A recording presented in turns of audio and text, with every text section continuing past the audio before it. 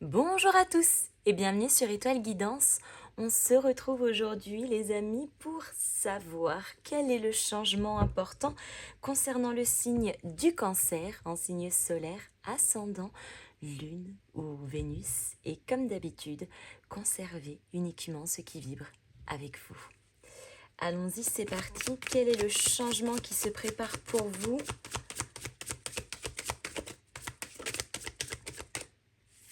Oh, le 3 de bâton. Il y a des nouvelles perspectives, des nouvelles projections sur le moyen à long terme. Donc peut-être que là, on imagine, entre guillemets, plus loin que le bout de son nez, on se projette vraiment dans le futur, sur le moyen long terme. On sent également qu'il y a de l'envie ici, donc on ne réfléchit pas qu'à demain, mais on réfléchit aussi à dans 6 mois, on se projette aussi davantage à dans 10 ans et ainsi de suite. Oh. Le jugement. Ah. C'est drôle parce que j'ai comme le sentiment qu'on était en train de trouver son propre chemin, sa propre destinée, son propre guide, sa propre vocation, et vraiment que ça nous apparaît là comme une évidence, comme une vérité tout à coup.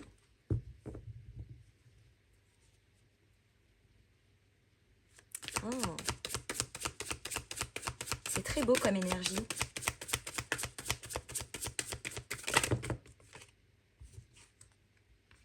Oh oui, le 9 de coupe.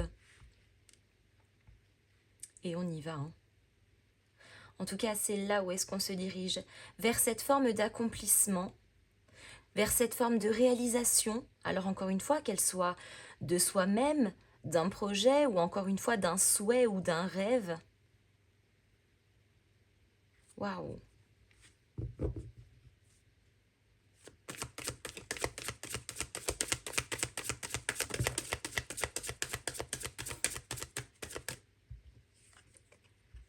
Le soleil.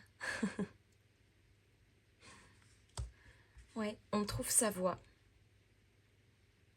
On trouve sa voie, on trouve sa lumière, on trouve ce qui nous fait vibrer, ce qui nous motive, mais quelque part aussi ce qui est fait pour nous et ce qui est parfaitement en accord aussi avec nous.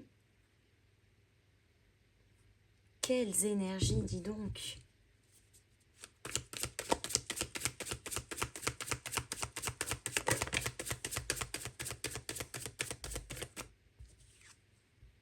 Et on a la lune. Ouh là là, vous, je pense que vous n'êtes pas encore au bout de vos surprises, les amis.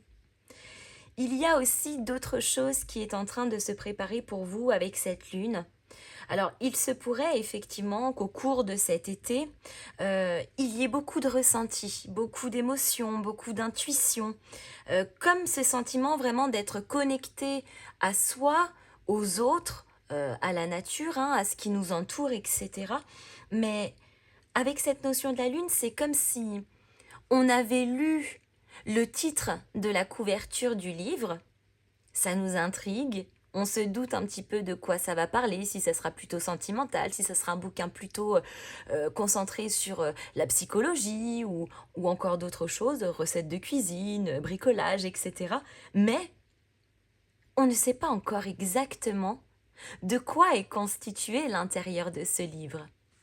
Donc, c'est comme si ce titre vous faisait grandement envie, vous permettait de vous projeter dans une direction, mais qu'encore, nous n'avons pas encore tous les tenants et les aboutissants de la chose. Ouh. Ah, le 5 de bâton. Est-ce que ça parlerait d'une bataille, un conflit intérieur dans la matière, avec son employeur, avec ses valeurs, avec son intégrité, avec ses rêves, que l'on est en train de régler? Ouh là là.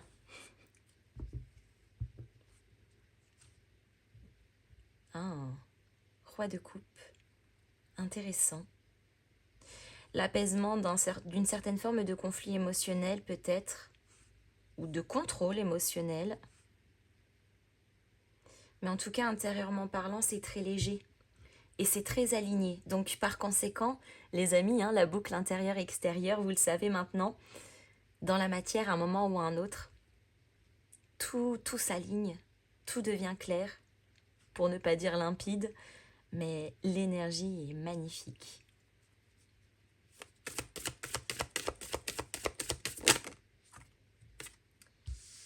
L'homme, l'énergie masculine, bien entendu, cela peut concerner aussi une personne masculine dans votre entourage, un papa, un frère, un ami, un conjoint, mais surtout cet homme, c'est surtout l'énergie masculine. Donc c'est le côté assez pragmatique, le côté plutôt raisonnable, c'est le côté très analytique aussi. La partie masculine, c'est le concret. On aime les choses sérieuses, on est très terre à terre, on est plutôt cartésien par rapport à la situation et finalement, ça s'équilibre davantage parce que sur cette lignée ici, on est plutôt dans quelque chose qui est très connecté à l'émotionnel, aux intuitions, à la chaleur intérieure, aux énergies finalement. Et cette énergie masculine vient apporter de l'équilibre à nous, entre guillemets, ramener les pieds sur terre aussi. Donc l'énergie là est tout en justesse. Beaucoup plus calme, beaucoup plus apaisé, beaucoup plus clair d'esprit aussi. Oh, l'anneau. Les engagements. Les engagements. L'anneau, ça pourrait être aussi relié aux promesses. Mais là où on s'engage, encore une fois avec beaucoup de lucidité, c'est sain.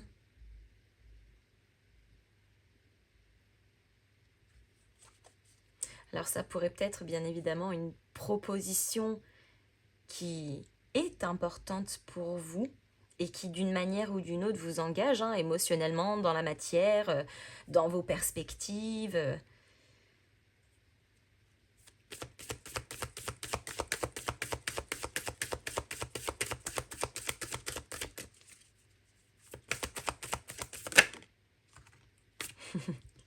Et on a le nouveau départ, la faux.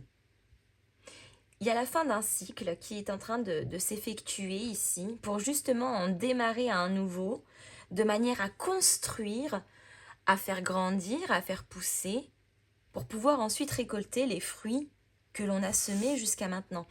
C'est comme les champs de blé, qui est d'ailleurs très bien représenté par cette carte.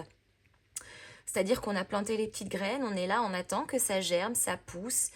Et une fois que c'est prêt, eh bien voilà, on coupe, on récolte, et puis ensuite, on ressème, et ainsi de suite. C'est bien évidemment aussi une forme d'abondance. Alors ça rejoint bien évidemment les cycles, les cycles de la vie, les cycles de l'univers, les propres cycles que l'on a, nous aussi, que ce soit en termes d'organisation, ça peut rejoindre aussi sur le plan un petit peu plus... alors je dirais pas médical, mais sur le plan un peu plus humain et féminin, les cycles féminins bien évidemment aussi. Mais c'est le fait, encore une fois, on plante quelque chose, on fournit des efforts, et ces efforts finissent par payer. Et ensuite, on est repris de nouveau par quelque chose d'autre, et on replante, et ainsi de suite. Oh, l'arbre. Très, très ancré. Très ancré, très enraciné, stable. Et c'est ce que l'on va chercher ici. Waouh. Allez, on va prendre le petit message qui vous accompagne durant ce changement, les amis.